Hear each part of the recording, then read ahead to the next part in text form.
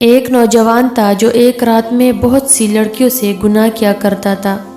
اس کا معمول تھا کہ وہ روزانہ شام کو ہر گناہ کتاب میں لکھ لیا کرتا کہ آج کے دن اس نے کون سی غلطی کی، آج کے دن میں اس نے کون سی خطا کی، آج کے دن میں نے کتنی لڑکیوں کی عزت لوٹی، آج کے دن میں نے کتنوں سے زنا کیا اور کتنے لوگوں کا حق مارا۔ وہ جو سارا دن گناہ کرتا وہ سارے گناہ شام کو اپنی ڈائری میں لکھتا۔ ایک رات وہ اپنے معمول کے مطابق اپنے گناہ اپنی ڈائری میں لکھ رہا تھا کہ دروازے پر کسی نے دستک دی۔ جب اس گناہگار نے دروازہ کھولا تو یہ دیکھ کر حیران رہ گیا کہ سامنے ایک خوبصورت لڑکی کھڑی ہے۔ نوجوان نے پوچھا کیسے آنا ہوا؟ اس لڑکی نے کہا میرے بچے یتیم ہیں، میرے بچوں کا باپ کب کا فوت ہو چکا ہے، کسی کا جانور مرا ہوا پڑا تھا، اس حرام جانور کا گوشت کتے بھی کھا رہے تھے اور میری اولاد بھی کھاتی رہی۔ اب وہ گوشت ختم ہو گیا ہے، میرے پاس کچھ بھی نہیں ہے جو میں اپنے بچوں کو دوں۔ 3 دن تو ہم نے وہ حرام گوشت کھایا، اب وہ گوشت بھی کتے کھا لیا ہے، اب میرے بچے 3 دن کے بھوکے ہیں۔ اب میں تیرے دروازے پر آئی ہوں، اللہ کے نام پر مجھے کچھ نہ کچھ کھانے کو دے دو۔ میرے یتیم بچے 1 دن سے بھوکے ہیں اور رو رہے ہیں۔ اس نوجوان نے جب اس عورت کی خوبصورتی دیکھی تو فدا ہو بیٹھا اور کہا اندر آ جاؤ۔ جب یہ لڑکی گھر کے اندر آئی تو اس نوجوان نے پیچھے سے دروازہ بند کر کے کنڈی لگائی۔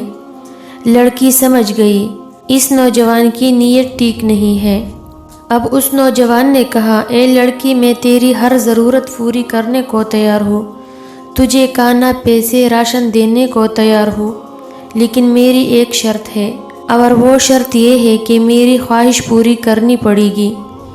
یہ کہتے ہی اس نوجوان نے لڑکی کو اپنی طرف کھینچا تو اس لڑکی کی ایک چیخ نکلی اور زور سے پکارا، اے مصیبتوں کو دور کرنے والے رب، مجھے اس ذلیل انسان سے بچا لے۔ اے آفت کو دور کرنے والے رب، مجھے اس ذلیل انسان سے بچا لے۔ اے میری عزت کے محافظ میرے رب، میری عزت کو بچا لے۔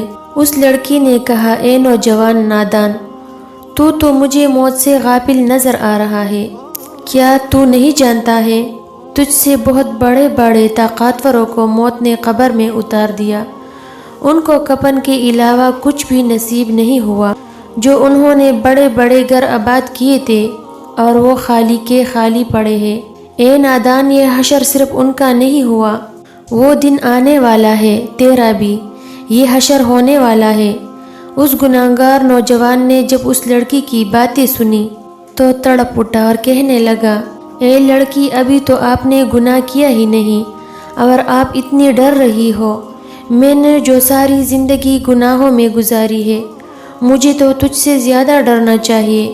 بس یہ کہتے ہی اس کے دل میں رحم آیا، اس لڑکی پہ ترس آیا اور اسے چھوڑ دیا، کھانے پینے کا سامان دیا اور رخصت کرتے ہوئے کہا کہ اپنے یتیم بچوں سے کہنا کہ میرے حق میں دعا کرے، آج سے میں پکا توبہ کر رہا ہوں، دعا کرنا اللہ میری توبہ قبول فرمائے۔